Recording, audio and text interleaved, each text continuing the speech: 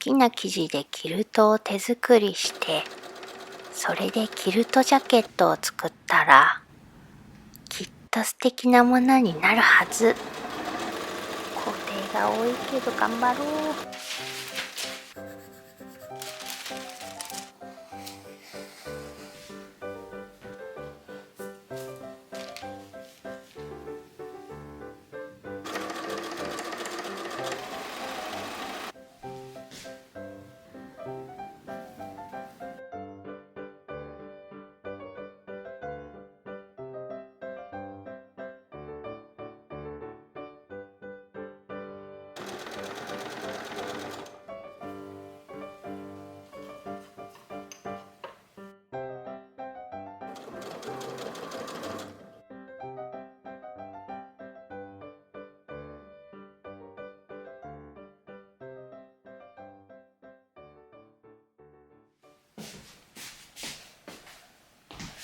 みんな学校や幼稚園に行ってほっと一息。ふう、やれやれ。長女のアウターが小さくなってきた。そう、あれは渡米が決まった時に、慌てて3人お揃いでメルトンフリースを継ぎはぎしつつ作ったアウターだ。あの時はちょっと大きめだったのに、もう小さくなっちゃったんだね。まさに成長期。背がぐんぐん伸びるね。そういうわけで、長女にアウターを縫おうと思うのだけれど、キルトジャケットはどうかな。ちょうどこの本に素敵なのがある。作り方をチェックしてみると、すごく工程が多そうで大変そうだ。ライナーを別に作って取り外しができる仕様なんだね。だから工程が余計多いんだね。でもすごく便利だよね。気温が高い時はライナーなしで、寒い時はつければ暖かいアウター。好きな生地でキルトも作ったらとっても素敵なものになりそうだ。大変そうだけど頑張ってみよう。早速型紙をトレースしよう。長女はもう大人の型紙だ。でも本の説明を読むとタイトな作りらしいから、長女にはちょうどいいかもしれないね。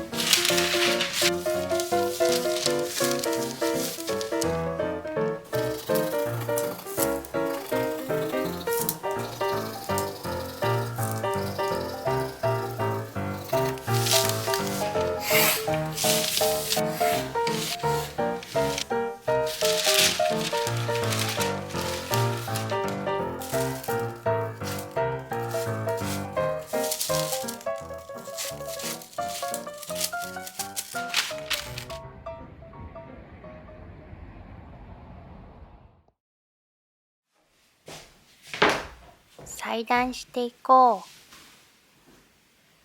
表布にする生地はこの可愛らしい木の実の柄かな。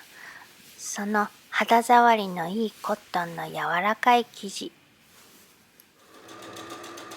この生地はちょうど1年前ぐらいに次女のお誕生日でワンピースを縫った時に使ったピンクの生地と色違いだ。これをキルトにしていきたいな。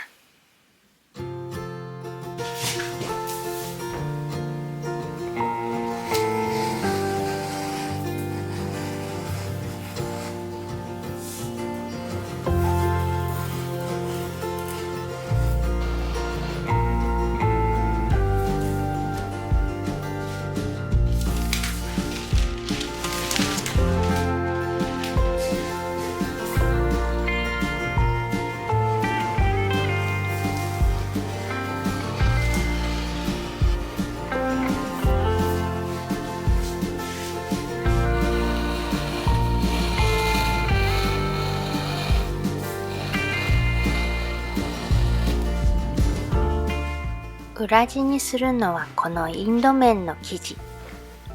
このブロックプリントの色合いがとっても素敵だね。仕立てたらこんな風に裏から覗く感じだね。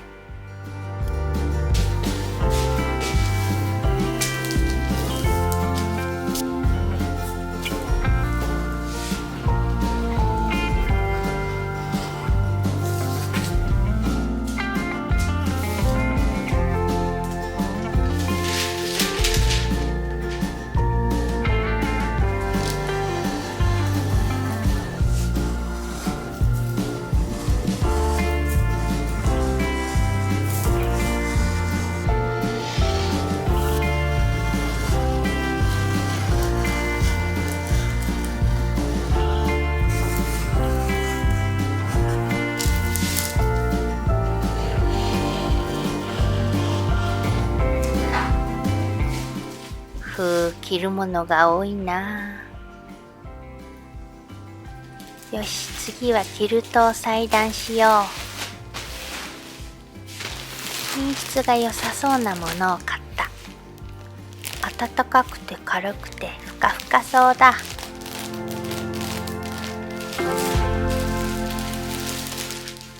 いい感じ、気持ちいい。今まで接着キルト芯しか使ったことがなかったから新鮮だ。とっても大きいものを買ったから余ったものでラグとか作ってもすごく気持ちがいいのができそう。これで手作りキルトをいろいろ作れるね。今回縫い代は多めに取った。きっとキルトミシンするときに多少ずれると思うから念のため。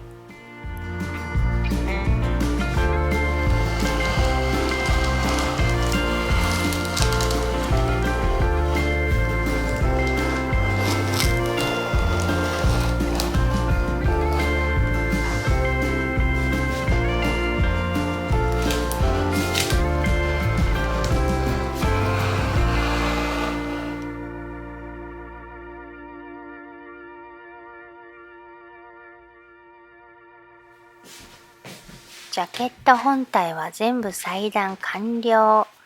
次はジャケットのライナーの裁断だ。ライナーはベストになっていて、ボタンで取り外しができる仕様だ。肌に当たる方は、この暖かいボアを使おう。私の冬用部屋着カーディガンを作った余りの生地。暖かくて軽いからライナーにいいね。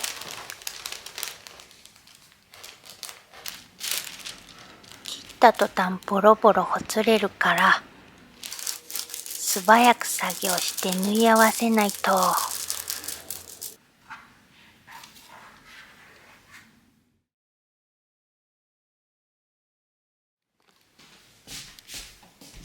さあ、ライナーは急いで縫い合わせていこ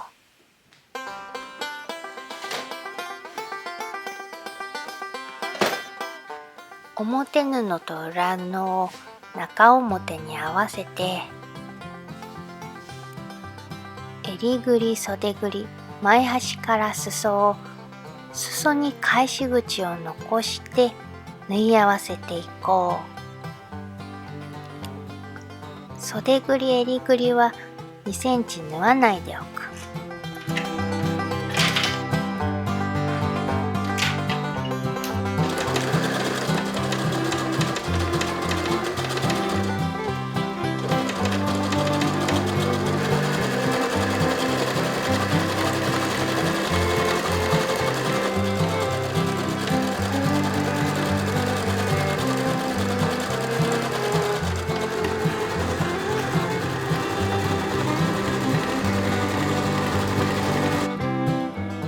袖ぐり、襟ぐりのカーブに切り込み、返し口から表に返そ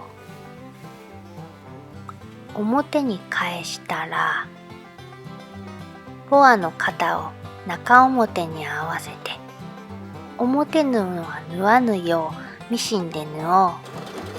本当は表布をミシンでこう縫って、裏布は後で手でまつるのだけれど、ボアを手で縫うのは大変そうだから、今回はボア側をミシンで縫うことにした。表の肩と裾の返し口を手でまつろう。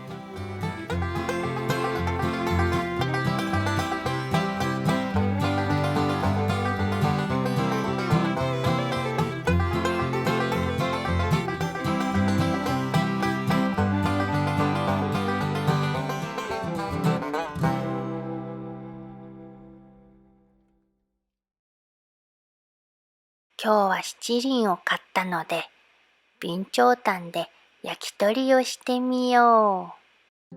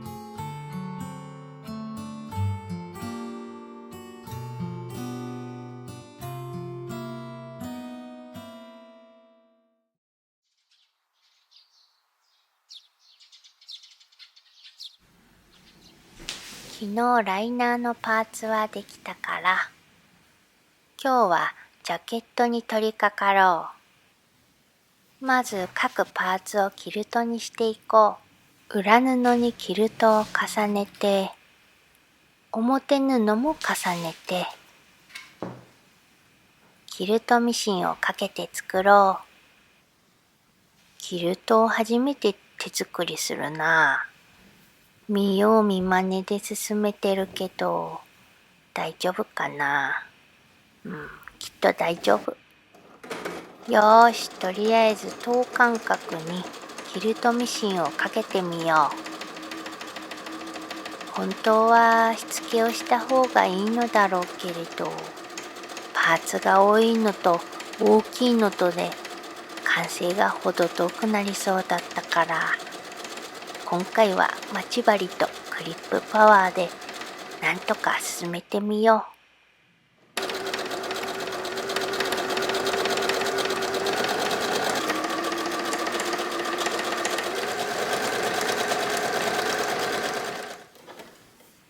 袖が一つできた。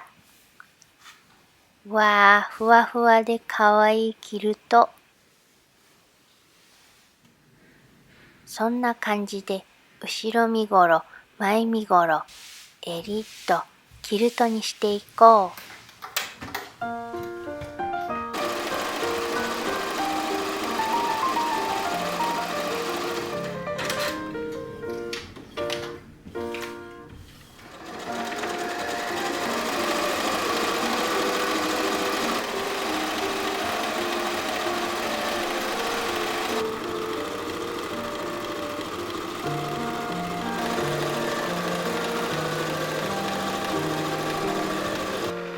下糸がなくなるのも早いなあ。後ろ身ごろも切ると OK。裏のインド面も表にしたいくらいかわいいね。触ると気持ちいい。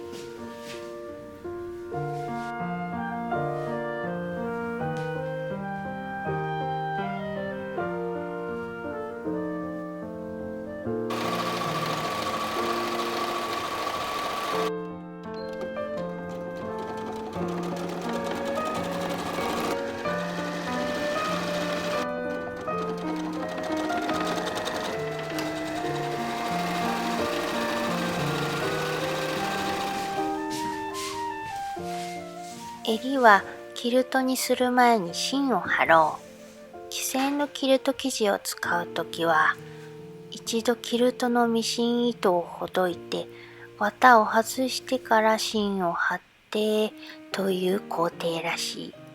面倒そうだ。芯も貼れたから、キルトにしていこう。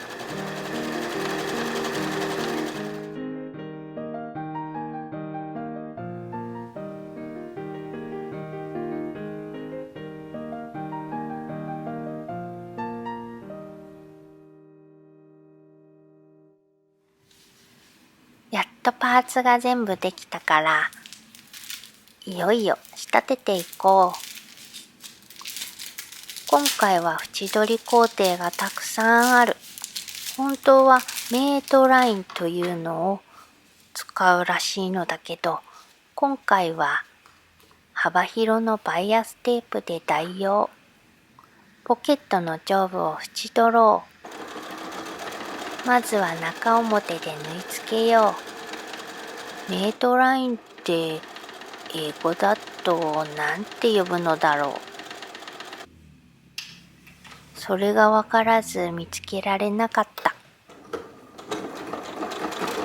裏に包むように折って表から落としミシンで縫い付けよう。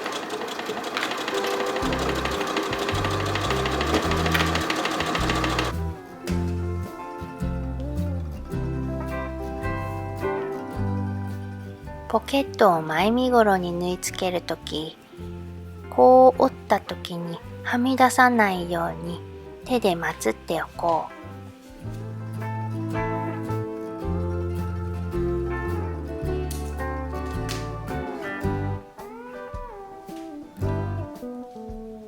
はみ出しそうな4箇所を手で縫えたら、前身ごろにポケットを縫い付けよう。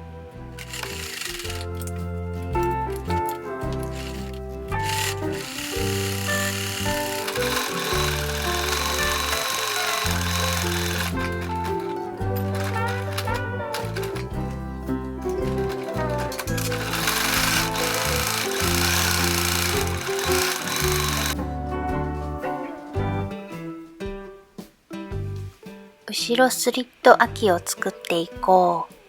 この持ち出しを1センチ折って縫おう。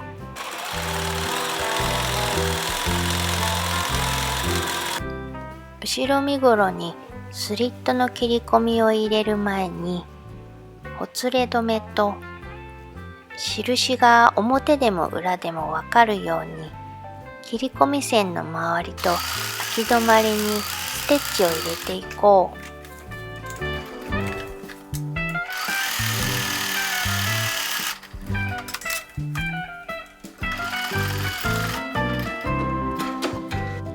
スリットに切り込みを入れよう。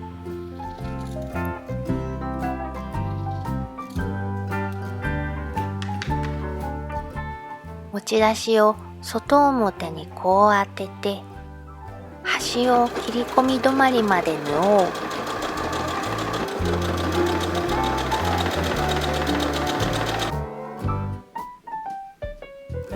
バイアステープで包んでいこう。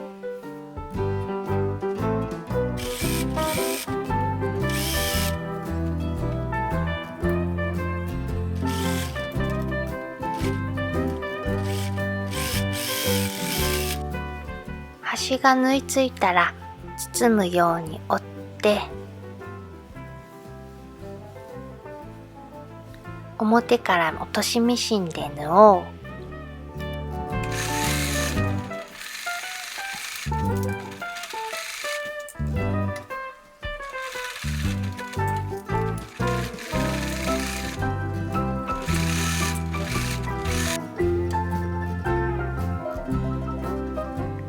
そしたら今度はこう折って切り込み止まりからスリット止まりまで斜めに縫おう。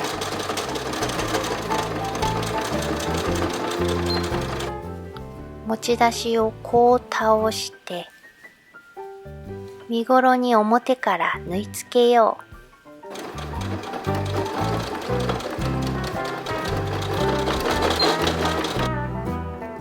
後ろ空きができた。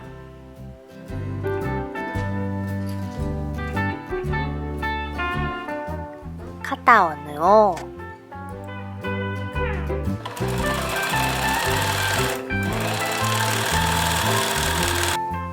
肩の縫い代をバイアステープで包もう。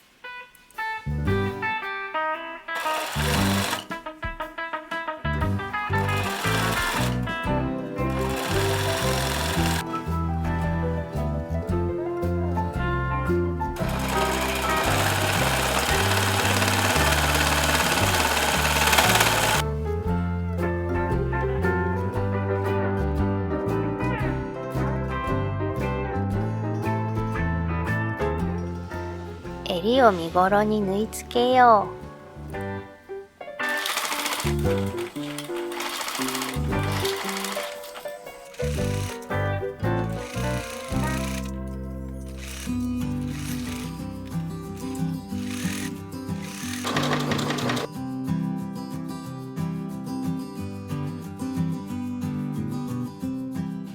襟ぐりをバイアステープで包もう。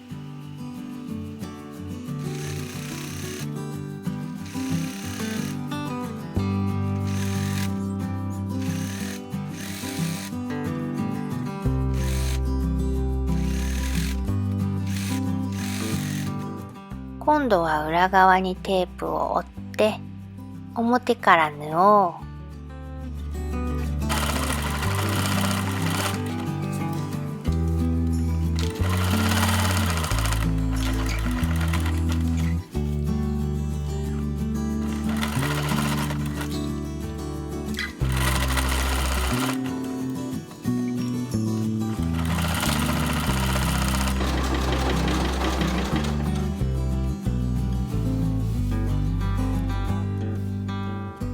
ジャケットとライナーの着脱はボタンとループで留める仕様で、丸紐でループを作るのだけれど、丸紐はこれでいいのかな。でも縫い付けてもスルッと抜ける可能性があるから布ループを作ろう。面倒だけど抜けたら嫌だもんね。バイアスで細長く切った生地を半分に中表で折って縫い合わせて、余計な縫い代はカットしてループ返しで表に返そう。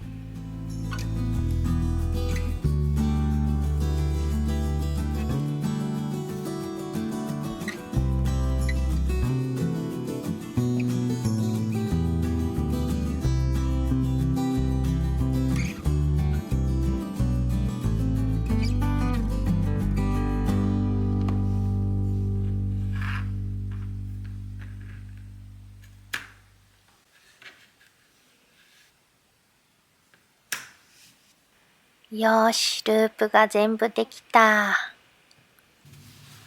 襟ぐり縫い代をこう折って縫う前にこのループを挟んで縫うから、まず縫い付ける位置に仮縫いしよう。